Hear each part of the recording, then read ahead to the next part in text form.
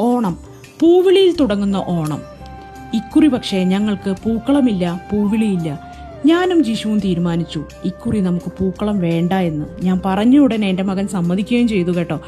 കാരണം ചോദിക്കുന്നവർക്ക് ഒരേ ഒരു ഉത്തരം മാത്രം, വയനാട്. വയനാട്ടിലെ ദുരന്തമുഖത്ത് ഇനിയും റിക്കവർ ആവാൻ കഴിയാതെ ഇരിക്കുന്നവർക്ക് വേണ്ടി ഞങ്ങൾക്ക് ത്യജിക്കാവുന്ന ഒരേ ഒരു കാര്യം ഇപ്പോൾ ഓണത്തിന് ഈ വർണ്ണശബളമായ ഓണം തന്നെയാണ്. ഞങ്ങളുടെ പൂക്കള കാഴ്ചകൾ ഞങ്ങൾ വേണ്ടെന്ന് വെക്കുന്നു. ഞങ്ങൾ പൂക്കൾ ഇറുത്ത് പൂക്കളം ഇടുന്ന സന്തോഷം വേണ്ട എന്ന് വെക്കുന്നു. പൂക്കളം കാണുന്ന സന്തോഷം വേണ്ട എന്ന് വെക്കുന്നു.